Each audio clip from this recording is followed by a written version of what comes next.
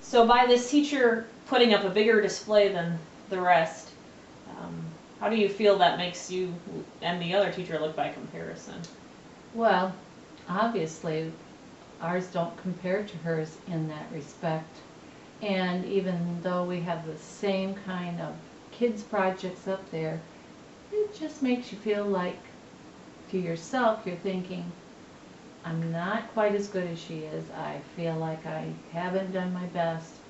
I'm just feeling a little inferior at this point.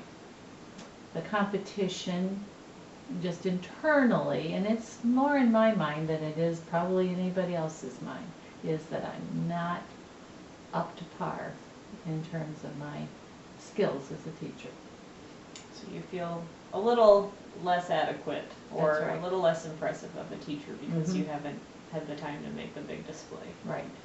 Do you think that the grandparents that come will think that about you too? Is there any worry about that? No, I don't really think so. I think that they will feel that their grandchild has done just as well, and the projects are just as cute in any part of the hallway as the rest.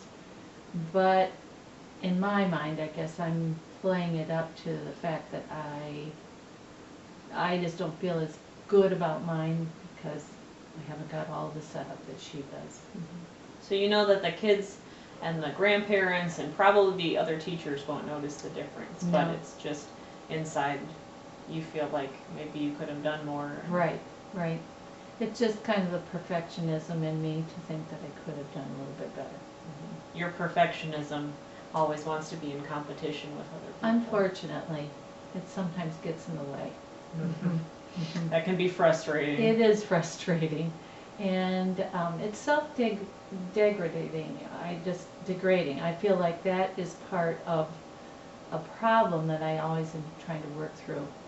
You feel like mentally. you're your own worst critic. Sometimes worst enemy.